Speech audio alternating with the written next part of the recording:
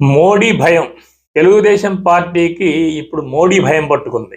అదేంటంటే ఇప్పటి వరకు ఆంధ్రప్రదేశ్ ఎన్నికల ప్రచారం ఒక ఎత్తైతే, ఇక్కడి నుంచి బీజేపీకి సంబంధించిన కేంద్ర నాయకత్వం, కేంద్ర మంత్రులు, ప్రధానమంత్రి కూడా ఇక్కడ పెద్ద ఎత్తున సభలు జరిపితే ఆ యొక్క ప్రచారానికి మరింత ఊపొస్తుంది, మరింత జోష్ వస్తుంది, ఆ విమర్శల పర్వం పెంచొచ్చు అని చెప్పి తెలుగుదేశం పార్టీ ఆశించింది. అందుకోసమే తన ప్రణాళికలు తయారు చేసుకుంది. కానీ ఇప్పుడు దేశవ్యాప్తంగా వస్తున్న మార్పుల వల్ల రేపు ఆంధ్రప్రదేశ్లో మోడీ సభల వల్ల ఉపయోగం ఉంటుందా, నష్టం ఉంటుందా అన్న సందేహంలో కూడా తెలుగుదేశం పార్టీ పడింది. ఎందుకంటే కాంగ్రెస్ పార్టీ తన మేనిఫెస్టోలో రీడిస్ట్రిబ్యూషన్ అని ఒక మాట వాడింది. అంటే ప్రజల ఆస్తులను సర్వే చేసి ప్రజల దగ్గర ఎంతెంత ఆస్తులు ఉన్నాయో అవన్నీ కూడా మేము కొంత తీసుకొని తిరిగి పేదలకు పంచుతాం అనే అర్థం వచ్చేట్టుగా ఆ మాట వాడింది కాంగ్రెస్ పార్టీ. దాంతో నరేంద్ర మోడీ దాని మీద పెద్ద ఎత్తున విరుచుకుపడ్డాడు.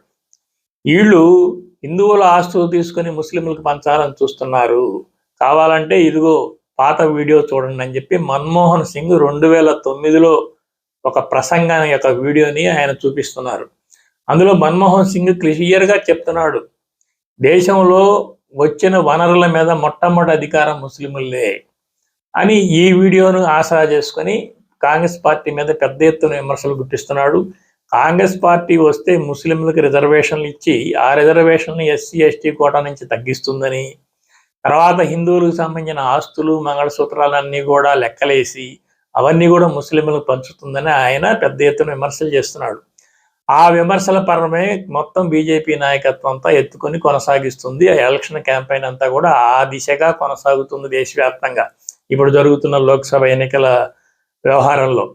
సో ఇప్పుడు ఆంధ్రప్రదేశ్కి వచ్చిన రాజ్నాథ్ సింగ్ కూడా ఎలాంటి వ్యాఖ్యానాలు చేశారు, మొత్తం సౌత్ ఇండియా అంతా కూడా ఈ ముస్లిం రిజర్వేషన్లకు ఒక ల్యాబొరేటరీగా తయారైంది, మతపరమైన రిజర్వేషన్లకు సంబంధించి ఇక్కడే పెద్ద ఎత్తున ప్రయత్నాలు జరుగుతున్నాయి అని ఆయన ఖండించారు.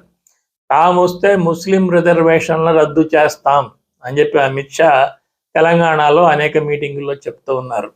సో ఇప్పుడు రేపు బీజేపీ నాయకులు వస్తే అది పెద్ద ఎత్తున సభలు జరిపి జనం పోగిస్తే వాళ్ళ యొక్క ఉద్దేశాలు ఈపాటికే ప్రజలకు వెళ్ళిపోయాయి. వాళ్ళు పూర్తిగా ముస్లిం వ్యతిరేక ప్రచారాన్ని పెద్ద ఎత్తున ఊపందుకొని చేస్తున్నారు.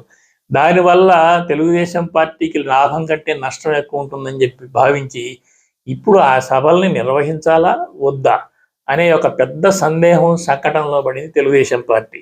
దీన్ని ఆసరా చేసుకుని వైసీపీ పార్టీ అమిత్ షా సంబంధించిన వీడియోలు వాటన్నిటిని కూడా వైరల్ చేస్తూ ఉంది. ఇప్పుడు నర్సాపేట ఎంపీ కృష్ణదేవరాయలు ఆయన స్వయంగానే ఇండియన్ ఎక్స్ప్రెస్కి ఇంటర్వ్యూ ఇస్తూ కూడా చెప్పాడు, బీజేపీతో పొత్తు పెట్టుకోవడం వల్ల మేము లాభం కంటే ఎక్కువ నష్టమే చూసే అవకాశం ఉంది, గెలుపు కోసం మేము పోరాడుతున్నాం అని చెప్పాడు. సో ఇప్పుడు తెలుగుదేశం పార్టీ ఆ సభల నుంచి లాభమా నష్టమా వాటిని అరేంజ్ చేసి హడావుడి చేసుకోవాలా వద్దా అనే ఒక చిత్రమైన సంకట స్థితిని ఎదుర్కొంటుంది.